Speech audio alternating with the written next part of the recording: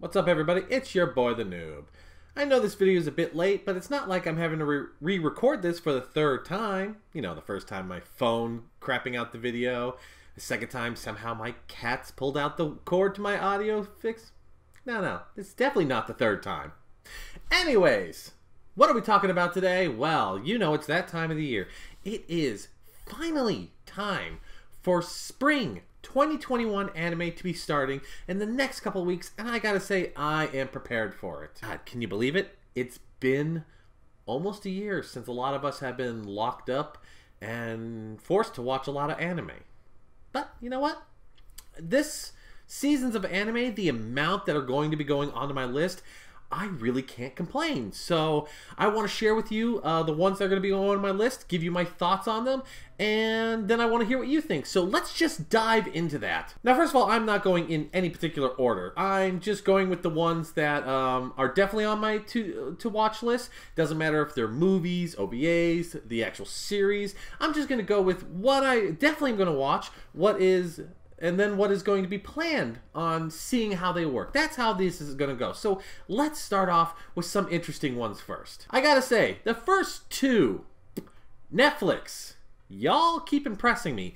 Every now and then, you just come out with something that just grabs my attention, that makes me go, I gotta watch that. The first one on my list is something of a unique story. The anime is called Yusaki, and it is basically the story of the first Afro samurai. That's right, I'm talking old school feudal Japan with a black samurai. Now, I am a fan of the anime Afro Samurai and of, I believe it was called Cannon Busters, which Netflix did. I think there should be more animes with black characters because, I'm sorry, they bring in something unique.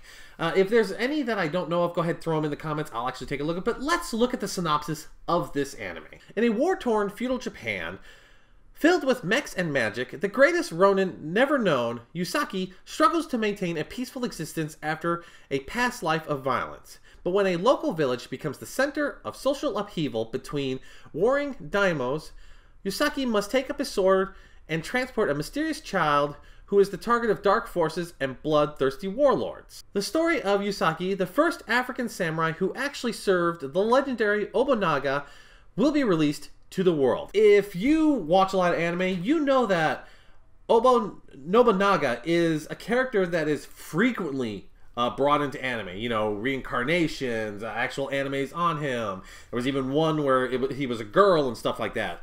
So to see a story of the first African samurai who serves apparently a very young Nobunaga, it's going to be very interesting. Now, of course, this isn't perfectly historical because they said magic and mechs, but let's face it, samurais, magic, mechs, okay, I'm down. I am down for this. Now, the next one that Netflix is definitely bringing out is one that I personally admit I have no knowledge of. The only things I have seen of this are manga snippets that people have shared with me, and I've got to say, just from the trailer and the little bit I've seen, this is definitely going to be probably the comedy of the season. It is called The Way of the House Husband. Now, I'm not going to read the synopsis. I'm going to break it down to you real simple. A man who was known as the fiercest member of the Yakuza disappears. Now, the thing about him is he was known as the Immortal Dragon. Now, apparently when people find him later on, he is married. He is taking the role of a house husband. So even though he's got this gruff, tattooed, scarred-faced exterior, he is doing the husbanding like things. Cleaning, cooking, making bento boxes, taking the dog out for a walk. He's doing all these silly things. From the little bit that I have seen in manga clips that people have shared, it is gonna be fucking hilarious. There's this one that I'll have to look up, and hopefully I can, and if I do, it should be somewhere over here. But he's at a grocery store, and he goes up to the cashier, and he goes, where do you put that white powder stuff? Now, of course, the cashier thinks, we don't sell cocaine here. Luckily, someone else comes by and goes, I believe he means flour. And I'm sorry, just that alone made me laugh. So to see this, and from the trailer that I've seen, it looks like it's gonna be hilarious, and so like I said, I've got no knowledge on it, but if this is as good as I think it is, there's a good chance I'm going to start reading this manga. Now, for the next one, I know a lot of people are going to be watching it. It is My Hero Academia Season 5. Now, if you don't know what My Hero Academia is, where have you been hiding? This is basically kind of the big shonen anime out there. This is basically one of the new top 3s that are out there. It is an anime about a world where superpowers exist and about a school that raises people to become superheroes. Your main character is Deku, and I'm sorry, I love following him because unlike most superheroes, he wasn't born a superhero. He didn't have any powers. Thanks to somehow impressing the greatest hero ever, All Might, he becomes his disciple, takes on his powers, and it's just him going through school. And I love the way they do Deku. Sorry, I don't know why I pronounced him like that, but to see him grow, because even though he did the whole training montage to get ready for the powers, he still wasn't prepared, so he kept breaking himself while still trying to do his best. I've loved this. I enjoyed every season so far, the tournament arc, the battles, the climax, something about All Might's fighting with that Detroit Smash and all that. Seeing those things made me just put chills down my spine, so seeing a 5th season, I'm down for it. I don't even care what it is. They could be just, you know, having a picnic for 12 episodes. I don't care. As long as there's the same action, same comedy, I am down for it. The next one is the 2nd season of an anime that I enjoyed and a manga that I've completely enjoyed and kept up on. It is How Not to Summon a Demon Lord. I'm sorry, this is an isekai that I love, and you all know me. I'm an isekai whore. Your main character, he plays video game. He has the role of the strongest demon on an online video game. Somehow, some characters in a fantasy world summon his demon lord character, which gets his mind stuck in there, and he gets summoned to this world. And I just love the comedy and action in this. When he first shows up in this world, the elf girl and the cat girl, they try to use slave magic on him, but thanks to some of the protective spells he's got on him, it bounces back. They turn into his slaves. No hentai here. No, it's not that. A little bit ecchi, but nothing much. And it's just him trying to keep up this attitude of, I'm a demon lord, don't fuck with me, while freaking out on the inside, going on adventures, and I can't wait for season 2. I've been reading the manga up till then, and we're going to get a shunned nun, or I don't know, a shaman, or I don't remember what title they gave her, and I'm sorry, the battle maid, I think her name is Rosa, she'll be coming to this, and if you know me, I love maids, and battle maids are top class for me, so this is a guilty pleasure. I know some people don't find it interesting, but I love this and I can't wait to watch more of it. The next one is kind of a side story. I don't know if a lot of people are going to enjoy it, but I'm still going to watch it anyways. It's called The Slime Diaries. This is basically a slice of life side story to that time I got reincarnated as a slime. Right now, between this season and the next, we are having a break between the Slime Lord Season 2. For some reason they split it up, but that's okay. We get a bit of a breather. And we get this Slime Diaries. It is basically going to be side stories, little adventures, stuff that happens in the everyday life of the town of Tempest. And it's just the diary that Rimuru writes down of all these things, you know, Shion's bad cooking, or Renga's tail destroying another building because it's wagging too much, or Gata, you know, getting eaten by a giant fish, stuff like that. It's all silly stuff. There's going to be, you know, very little action. It's just the slice of life comedy action of it, and I don't know. I like Rimuru. I've been reading the light novels. If you have kept up on my light novel buying, I've got all 9 light novels so far. So to see side stories, I am completely down with that. The next one, Season 2 of an anime that I freaking loved.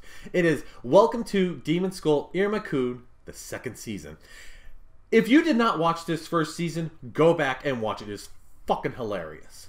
The story revolves around Iruma-kun.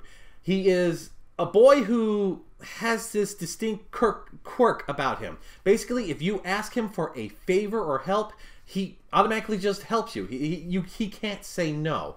His parents kind of took advantage of this, so they quit working. They got him to do all the work, make them money, blah, blah, blah. One day, while on a fishing boat, he gets taken by a demon lord because apparently his very useless parents sold him off to a demon lord for money. Now, He gets transported to hell, and you and I, of course, thought the first thing, this boy's going to be eaten.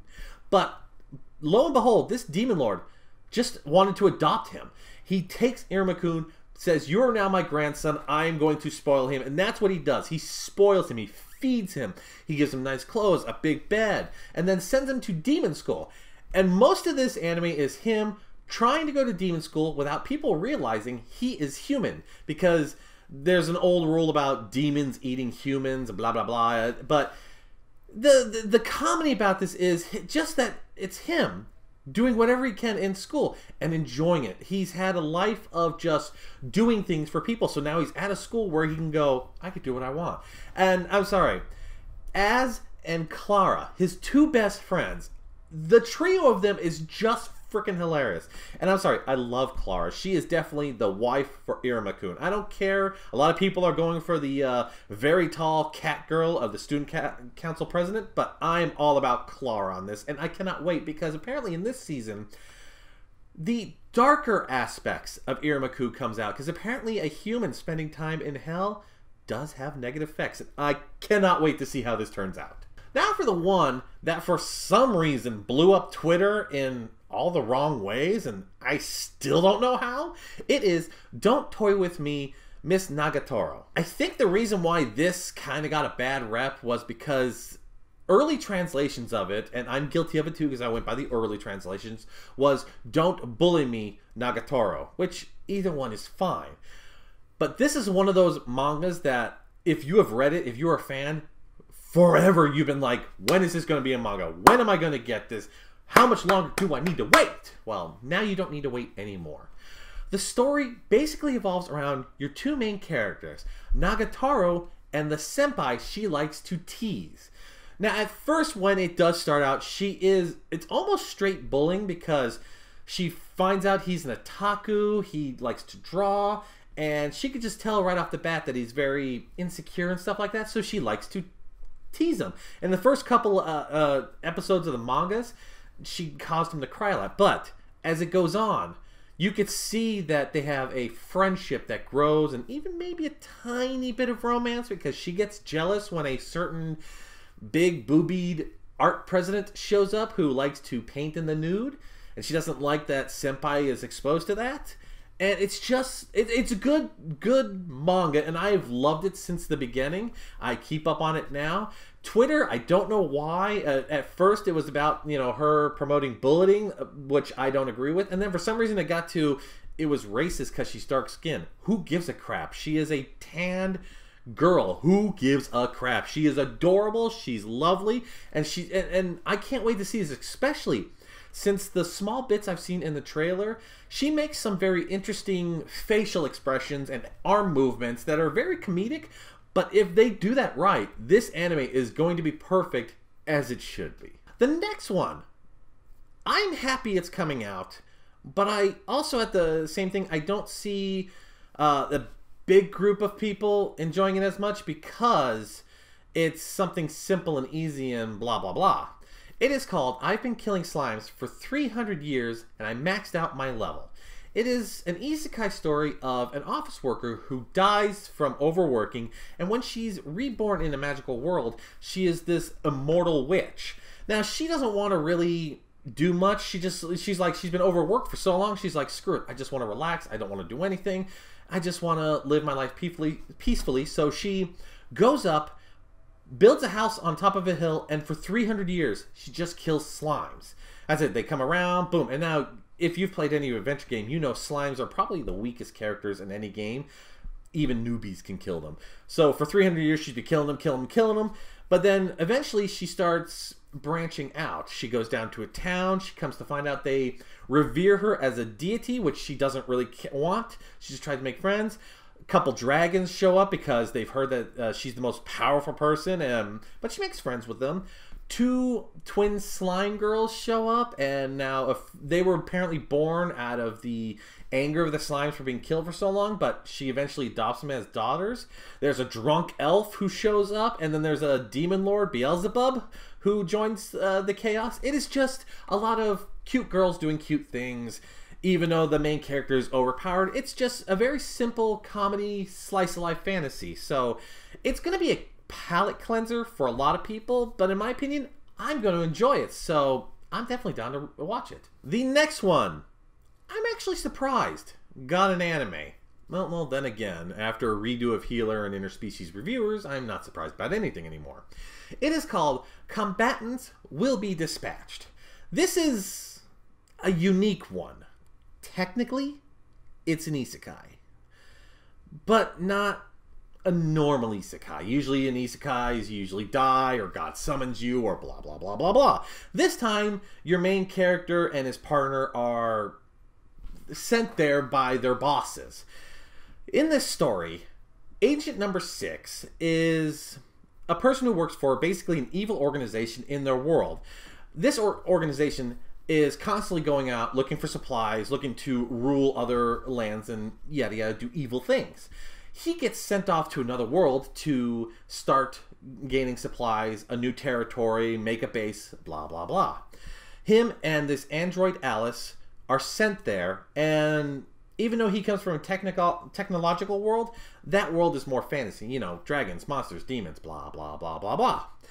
The unique part about this is he can summon things from his world, you know, tools, weapons, food, yada yada yada, with certain points that he earns. But how he earns them is what I think makes the comedy of this the most. He basically has to use degenerate points. Now, how do you get degenerate points? Well, gambling, killing, or my favorite, which he does a lot, sexual kind of assaults. Not bad stuff like flipping a girl's skirt or sneaking in when a girl's asleep. Not doing anything, just chilling in that room. He gains these points by doing, you know, degenerate things.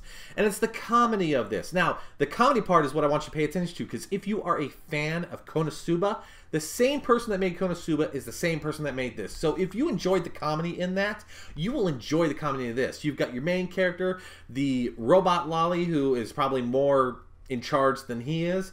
You get a money-grubbing knight who works with him. You get a glutton chimera girl. You get a necromancer witch who is pretty much Megumin because she's kind of useless except for a spell or two that she uses. And it's just the characters, it's just retarded. Like I said, if you like Konosuba, you will like this one. The next one, I can't believe I enjoyed this anime so much because it's the bad guy. And I love stories of the bad guys. It is Moriarty, the Patriot, Season 2. I can't believe we are getting one so damn quickly. Now, myself and others, we have to say right off the bat, we don't give a shit about Sherlock Holmes in this. I don't care. He's in the poster. He showed up at the end of Season 1. I don't care about him. I didn't come in here looking for Sherlock Holmes. I could find a whole bunch of stories on him. But when it comes to Moriarty and his two brothers, I love what they do. A crime consultant. Want revenge on a noble who did something to you? Let me tell you how to do it. Want to cause crime because someone did something to you? Well, let me show you how it's done. This is what Moriarty does, and I love the way they did it in this anime. Because even though he was a boy from the slums, he was brought into the Moriarty family. He eventually took over. It's him, his biological brother, and his adopted brother, and they just want to change London and the world because the nobles of the world are corrupt, and he is tired of it. I love it, and I cannot wait to see what dastardly crimes they do this time. The next one is a manga that I enjoy. Of course, I have to warn you all, it's another isekai. I know, there's a lot of isekais, and they've kind of become the standard, so oh well, that's my jam. The story is called The Saint's Magic Power is Omnipotent. In this story, Saya, a 20-year-old office worker, is summoned to another world. In this world, they need the Saint's power to get rid of the miasma that is hurting people. Unfortunately for her, a second girl was summoned along with her. Now the reason why it's unfortunate is because for some damn reason, the prince completely ignores Saya and goes to this other girl, goes, "You're the priestess, I will take care of you," and whisks her into the other room and, you know, is basically her Prince Charming. Saya, on the other hand, finds out that she can't be sent home, so she just wants to do work that she likes. And she eventually ends up in the medical branch of the Knight's Army.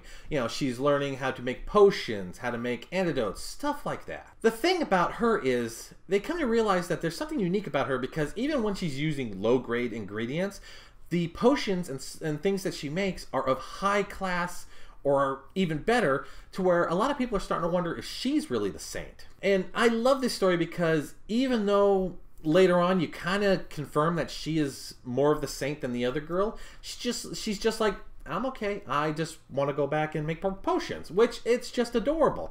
She helps out the people she does. She doesn't try to be overly powerful or anything. She just wants to enjoy her life. So I'm going to enjoy this one because, like I said, I've been reading the manga and I have enjoyed it so far. The next one does not tell a lot in the synopsis, unfortunately, but I'm going to watch it because it's the second season of something that I enjoyed. It is SSS Dianazona. I hope I pronounced that right. Basically, it is the second season of SSS Gridman, or a spin-off or something. Basically, it's somehow tied into SSS Gridman. The reason why I'm going to watch this is, one, SSS Gridman was freaking great, and let's face it, we got that one girl with thighs. But I'm not here for that. I'm here for the giant robots. I used to watch VR Troopers and Power Rangers and Big Bad Beetleborgs back in the day, and this is all just nostalgia for that. So of course, when I saw that they were going to make another version of it, I was like, fuck yeah, add that to my list. I want giant robots. I want to watch it all. I am down to do this. Even if it doesn't tell me a lot, hey, I'm just here for mindless destruction of giant robots. It's like, hey, we're going to get Godzilla. Why not a giant robot? Speaking of Godzilla, not the Godzilla that we're getting at the end of the month, which I am so hyped for, but Netflix is giving us another Godzilla animated series. And if you've seen the 3 Godzilla animated movies from Netflix, I'm sorry, I was impressed with those. Some people had issues with them, but I'm sorry, I loved it. I loved the sci-fi, I loved the Godzilla, and let's face it, when it comes to Godzilla, I'm there for big monsters doing destruction, and that's what we got, so I am definitely thinking this is going to be it. The title of this one is Godzilla Singular Point. Just from the synopsis and from what I have seen of this kind of reminds me of the old school Godzilla things, you know, Godzilla and other monsters rising from the deep, and the humans trying to figure out what's going on, how can we defend ourselves, how do we get Godzilla on our side, and I'm sorry, that's all I'm here for. Especially since it looks like we're going to get some great kaiju battles. As long as we do more kaiju battles than we do humans in this, I will be happy.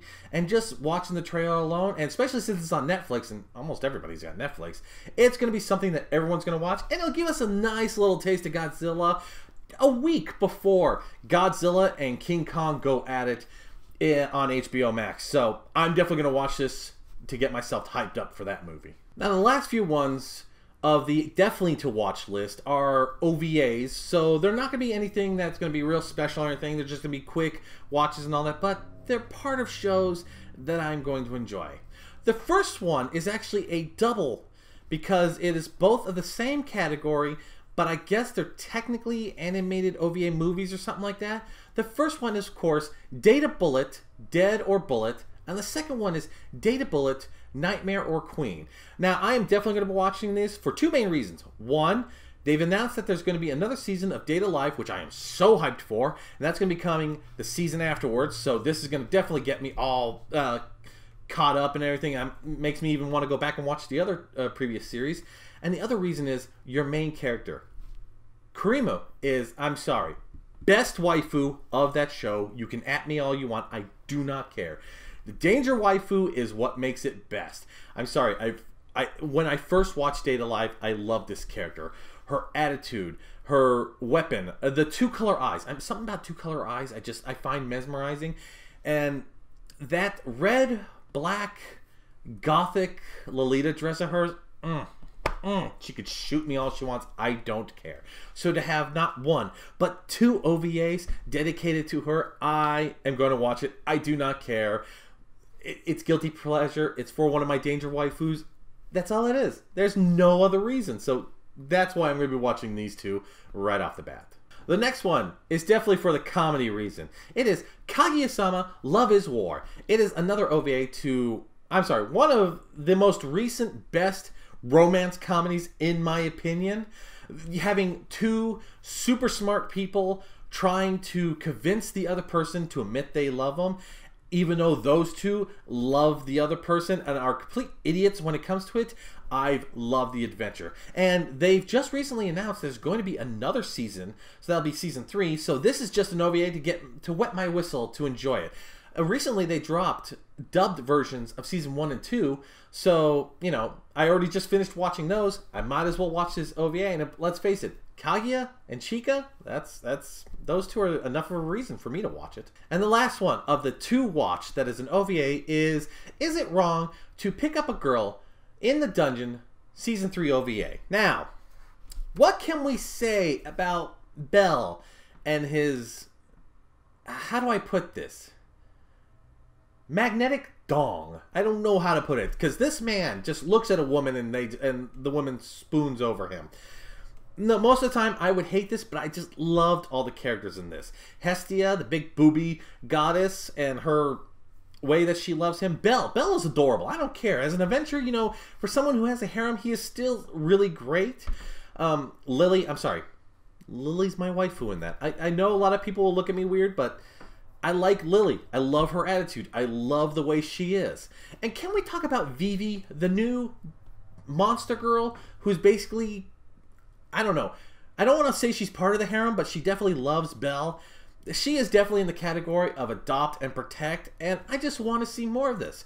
They've already announced there's going to be another season, and with the way the last season ended, Bell getting his ass whooped, proving that he is still not the strongest, against the Minotaur, who is the one that he killed but got reborn. I love this, and I can't wait to see a final match between these two. And like I said, I can't wait to see more Vivi, Lily, Hestia, all the other ladies. They're all going to be in there.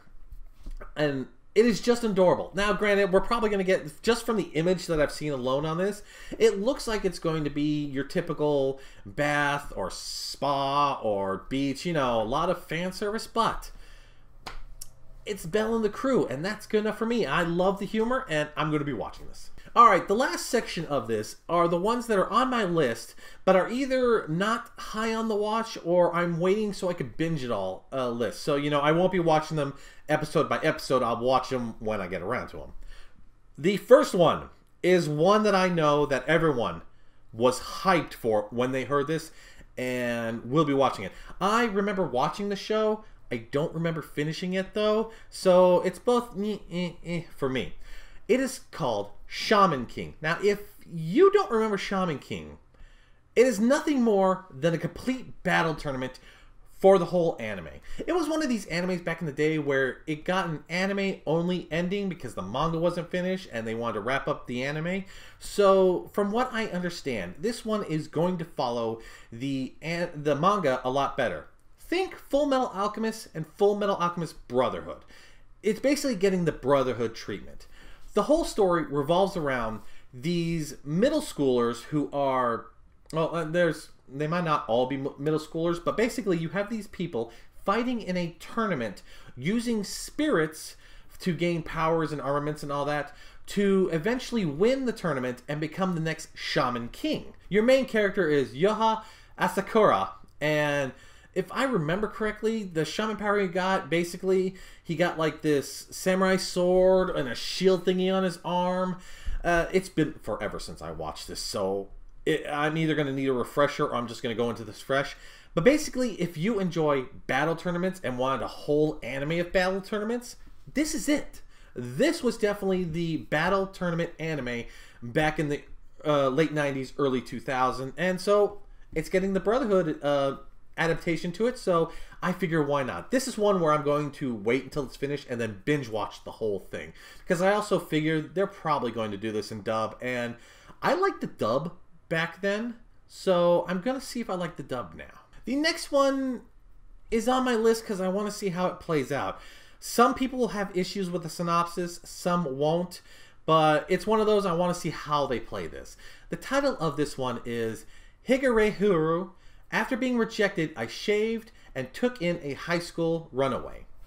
The story from the synopsis says that Yoshida is an ordinary guy who was rejected hard by the woman he had spent the last 5 years having a crush on. On his way home after getting drunk at a bar, he finds a teenage girl crouched on the side of the road. She says, "If you let me stay at your place, you can sleep with me." Now he replies, "You shouldn't say that even as a joke." Where she replies, "Then let me stay for free." And things lead to another, and eventually she starts staying with him. It looks like it's going to be a kind of a drama romance between a 26-year-old man and a runaway teenage girl. Now, the thing that some people might have issues with is the age gap.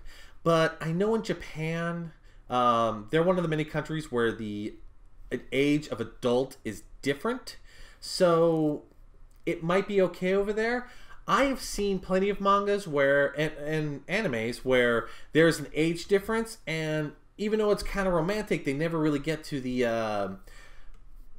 hentai section of it. So I have a feeling this is going to be like it, but I also think it's going to be a story where each one of them helps each other grow. You know, he's been crushing on a girl for 5 years and then had his heart broken. She's probably going to heal him. She ran away from home. I have a feeling he's going to help her resolve that issue. I want to see how this is going to turn out. Not for the after story of it. I want to see how these two characters grow with each other. The next one catches my eye because it kind of feels like something that we're leading up to. So, especially in the VR world. So I want to see how this anime kind of plays it out. It is called Full Dive. The ultimate next-gen full dive RPG is even shittier than real life.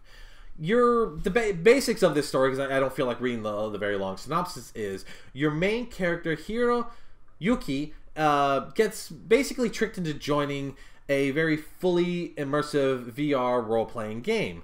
It's called Kiwana Quest, and it promotes the most realistic version of games you'll ever play. You know, you can feel wind blowing against you. Apparently you can taste things. You could... You know, the way the NPCs treat you, it feels very, very real. The problem is, it is so real that a lot of people hate playing it because, you know, quest missions are so hard, they're barely acceptable. If you get hurt in this game, you feel in the real world, and it takes you times to recover. And a lot of people have kind of left the game to where most of the game is kind of a ghost town. But he is determined, and it almost sounds like almost a hate determination to play this game and beat it just out of pure spite. And there have been a few games that I fucking hate, but I have played to the end of it because I'm like, fuck you, I paid money, I'm going to beat this game.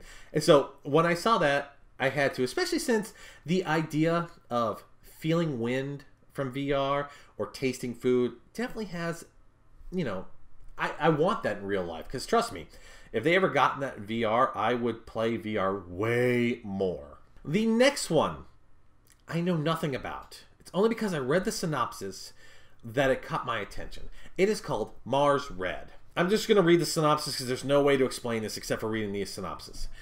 The story takes place in 1923. The vampires have existed for quite a while, but now the number of vampires have increased and a mysterious artificial blood source called Asakura has appeared. The Japanese government, in turn, creates Code Zero, a unit within the army tasked with taking down the vampires' force. And what better way to track vampires than by using them? Basically, it sounds like back in 1923,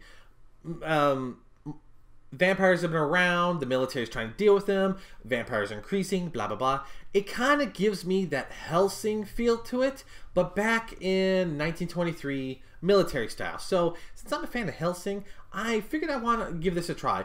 I'll give the first 3 episodes a go. If I like it, I'll continue it. If not, eh. But, you know, it could be good, could be bad. Who knows? The next one, I only know because I've seen it, but I've never played it. And apparently it's part of a spin-off of the Kingdom Hearts series, which me and a lot of people are already clamoring, why is there no Kingdom Hearts anime?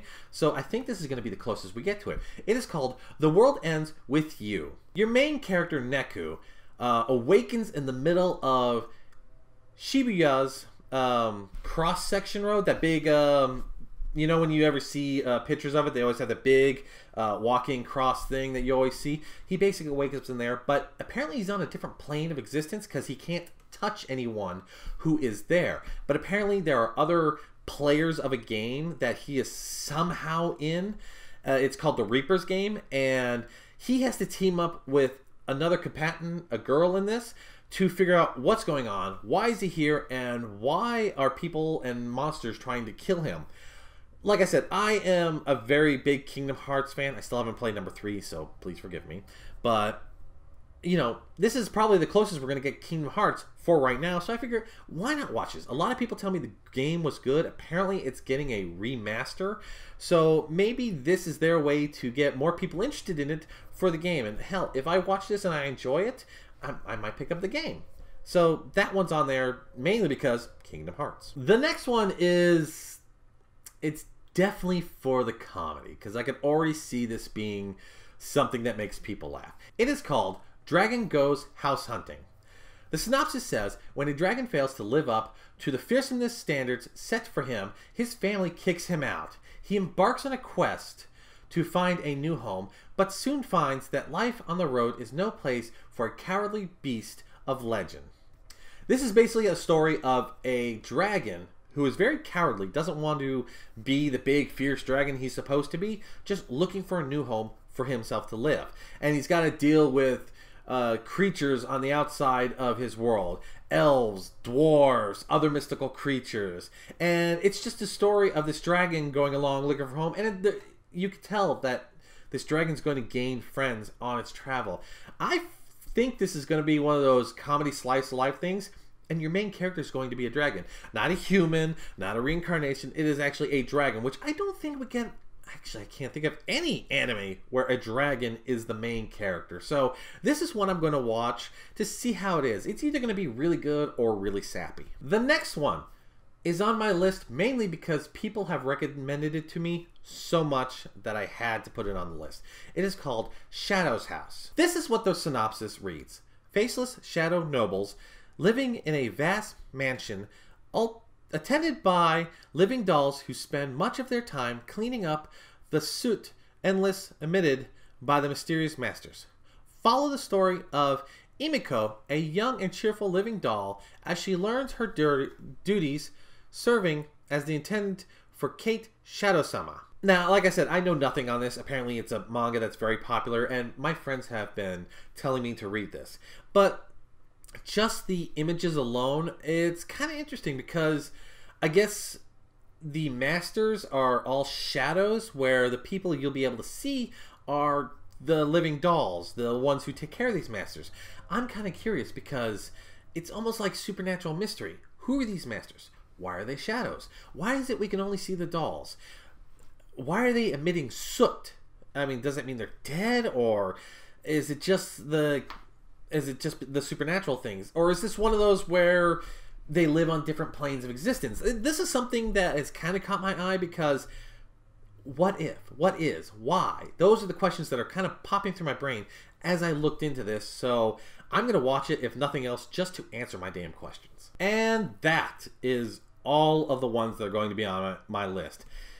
I think it's like 20-something that's being added to my list. Oh my god, spring, you are killing me. Already, it is coming up behind Winter 2020, which was already had a great amount of good anime out there. Some I didn't watch, but people have been praising up and down. But still, to have this much anime in one season, I can guarantee you, I don't know when I'm going to be able to watch them all. I'm literally going to have to dedicate a day where I just sit down and watch nothing but anime to catch up with the week. And you know what? I have no complaints on that. That just means good times. It means I'm going to have to pull out my popcorn maker, make myself some popcorn, throw a little Parmesan on that, and watch away. Well, folks, what animes did you agree with me on this list?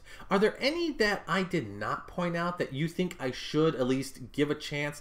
Let me know in the comments below. Or are there any on this list that you think is going to be total garbage that I should skip? Definitely let me know, especially if you've read the source material. Let me know if it's good, bad, or if you just want me to talk more on any of these that you know that I've talked about, that I seem to know about. Let me know. I will be happy to tell you my thoughts on them.